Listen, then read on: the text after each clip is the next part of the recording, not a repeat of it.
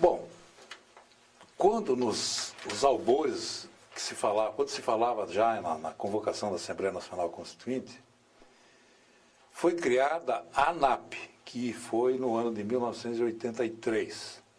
Nesse ano ainda, a ANAP foi criada por sugestão da Associação dos Procuradores do Rio Grande do Sul.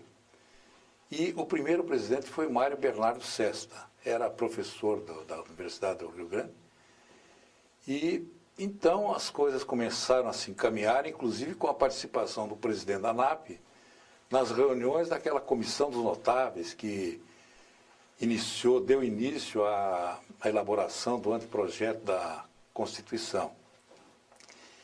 Mas, nesse período, os estados não tinham mínima chance de ter assento na Constituição, apenas a advocacia da União.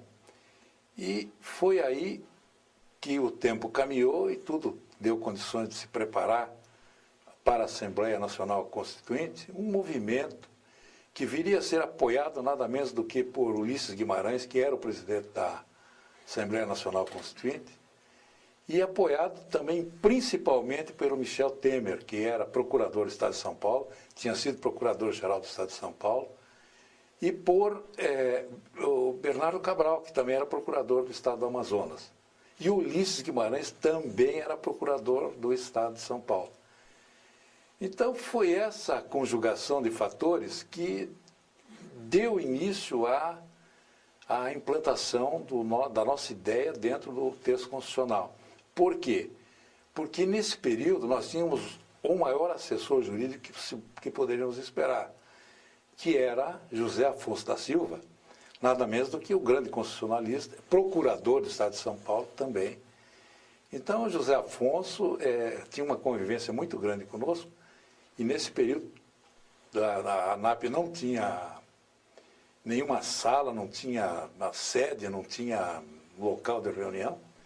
Então, as nossas reuniões eram todas realizadas no gabinete do Michel Temer, que nos emprestava as máquinas, que ainda não havia computador, para nossos trabalhos, para as mensagens, enfim, para que o movimento continuasse forte, porque nós lutávamos aí, e isso é uma verdade que deve ser dita, contra forças poderosas, que eram o Ministério Público e a magistratura.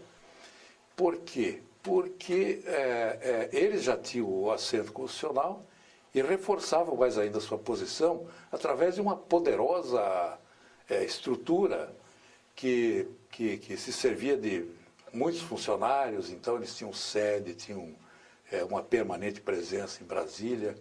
Então, a luta dos procuradores era para ter assento na Constituição como uma carreira de Estado. Como uma carreira de Estado. Era essa a luta. Exatamente. Porque que me perdoem, mas o Judiciário e o Ministério Público não desejavam que ninguém tivesse uma carreira que se assemelhasse ou que tivesse condições de competir em igualdade de direitos, garantias, enfim, com uma carreira já estabelecida, né, do Ministério Público e da Justiça. E foi difícil conseguir isso? Foi muito difícil.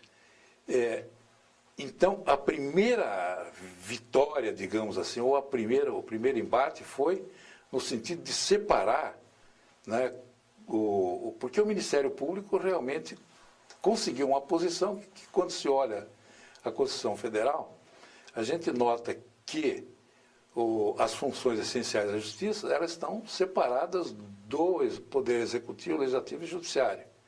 Então, foi aí a grande manobra que nos deu força para justificar porque, se a União tinha um serviço unificado de advocacia pública, os estados, né, deveriam ter o mesmo privilégio, o mesmo tratamento.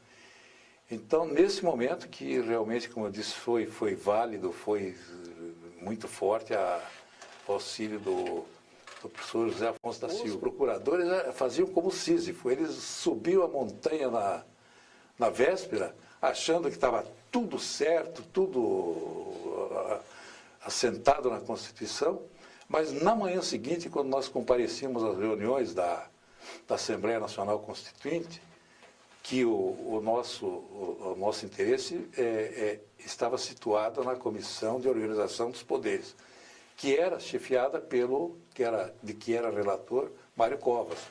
Então, como José Afonso da Silva era assessor de Mário Covas, ele nos facilitava esse diálogo. Então, nós começávamos tudo de novo com auxílio novamente, de Michel Temer, Lavoisier Maia, o senador de Santa Catarina, não me lembro agora.